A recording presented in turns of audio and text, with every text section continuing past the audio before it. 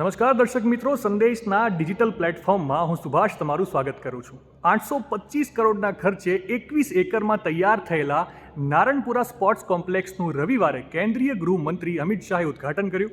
ગુજરાતને રમતગમત ક્ષેત્રે આંતરરાષ્ટ્રીય સ્તરે લઈ જવા માટે વીર સાવરકર સ્પોર્ટ્સ કોમ્પ્લેક્સ એક મહત્વપૂર્ણ કદમ સાબિત થઈ શકે છે.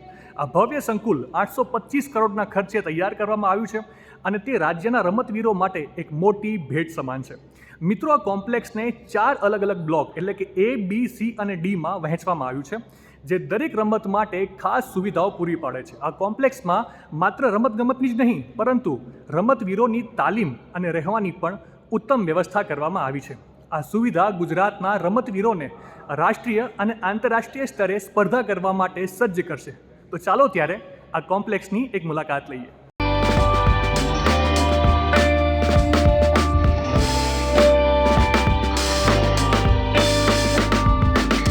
825 કરોડના ખર્ચે 21 એકરમાં તૈયાર થયેલા નારણપુરા સ્પોર્ટ્સ કોમ્પ્લેક્સનું રવિવારે કેન્દ્રીય ગૃહમંત્રી અમિત શાહે ઉદ્ઘાટન કર્યું.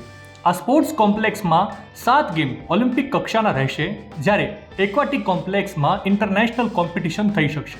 આ કોમ્પ્લેક્સમાં 800 ટુ વ્હીલર અને 850 ફોર વ્હીલર પાર્કિંગની સુવિધા રહેશે અને સાથે જ વીજળી જનરેટ કરવા માટે 275 કિલોવોટ ક્ષમતા ધરાવતો સોલર પ્લાન્ટ રહેશે.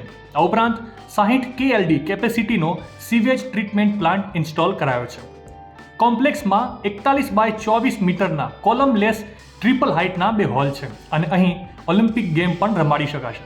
કોમ્પ્લેક્સમાં સેન્ટર ફોર સ્પોર્ટ્સ એક્સલન્સ વિભાગમાં 41 બાય 24 મીટરના કોલમ વગરના ટ્રિપલ હાઇટના 2 મુખ્ય હોલ છે, જ્યાં બેડમિન્ટન, વોલીબોલ અને બાસ્કેટબોલ જેવી રમતો માટે ટ્રેનિંગની સુવિધા રહેશે. આ ડબલ હાઇટ હોલમાં વિવિધ કોમ્બે અને ફ્લોર સ્પોર્ટ્સની ટ્રેનિંગ પણ આપી શકાશે. આ બિલ્ડિંગમાં 300 ખેલાડી અને 8 કોચને રહેવા માટેની સુવિધા, sports science lab, nutrition lab, dining hall, kitchen, gym, steam room જેવી સુવિધા પણ છે.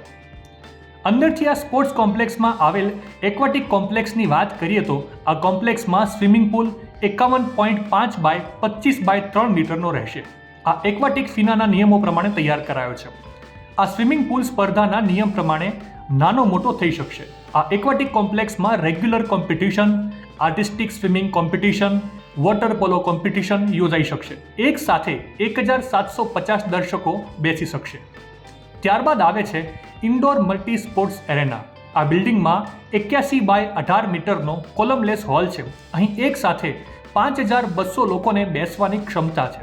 સાથે જ ખેલાડીઓ માટે બેસવા સહિતની વિવિધ સુવિધા રહેશે.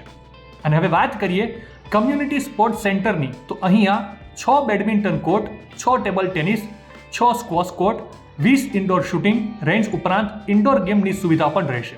આ સાથે જ આ વિસ્તારમાં કેફેટેરિયા, લાઇબ્રેરી, જીમ અને એરોબિક્સ રૂમ પણ સમાવિષ્ટ છે. આ સ્પોર્ટ્સ કોમ્પ્લેક્સમાં આમ તો કુલ 18 રમતો રમાઈ શકે તેવી સુવિધા છે. જો કે સામાન્ય લોકો અહીં સ્કેટિંગ કરી શકશે. નાગરિકો માટે અહીં જોગિંગ ટ્રેક બનાવાયો છે. આ ઉપરાંત ખોખો, સ્કેટિંગ, રેમ્પ જેવી રમતો રમી શકાશે. વિવિધ રમતો માટે કોમ્પ્લેક્સમાં 5 એરિયા બનાવવામાં આવ્યા છે. અહીંયા કુલ 18 રમતોની સુવિધા છે. દરેક રમતો માટે અલગ અલગ એરિયાની વ્યવસ્થા કરવામાં આવી છે. સ્પોર્ટ્સ એક્સલન્સ હાઉસમાં badminton, volleyball, basketball, taekwondo, kabaddi, રેસલિંગના ફ્લોર સામેલ છે. જ્યારે આઉટડોર સ્પોર્ટ્સ ઝોનમાં આંતરરાષ્ટ્રીય કક્ષાના લોન ટેનિસ, બાસ્કેટબોલ અને વોલીબોલના કોર્ટ આવેલા છે. બીજી ખાસ વાત એ છે કે એશિયન એક્વાટિક અને વર્લ્ડ વેઇટલિફ્ટિંગ ચેમ્પિયનશિપ અહીં રમાશે. આ સિવાય કોમ્પ્લેક્સમાં કોમનવેલ્થ ગેમ્સ, ઓલિમ્પિક અને નેશનલ ગેમ્સ અમદાવાદમાં યોજાય ત્યારે પણ ઉપયોગમાં લેવાશે.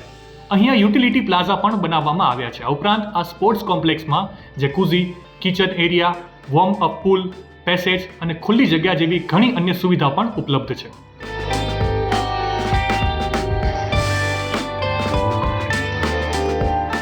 અને મિત્રો, સૌથી ખાસ વાત, અહીંયાના ફિટ ઇન્ડિયા ઝોનને સૌથી ખાસ માનવામાં આવે છે, કેમ કે આ ઝોનમાં શહેરના તમામ નાગરિકો પ્રવેશ લઈ શકશે, જ્યાં તેઓ આરામદાયક બેઠક, યોગ લોન, આઉટડોર જીમ, બાળકો માટેનો અલગ ઝોન, જોગિંગ ટ્રેક અને સ્કેટિંગ રિંગ સાથેની રમતોની સુવિધા રહેશે. નાગરિકો નિઃશુલ્કપણે દરરોજ આ ઉપયોગ કરી શકશે. ટૂંકમાં રમતગમતમાં પણ હવે ગુજરાતનો વિશ્વભરમાં ડંકો વાગશે. દેશ દુનિયાને લગતી તમામ અપડેટ માટે જોતા રહેજો સંદેશ ન્યૂઝ. જય હિન્દ, જય ભારત.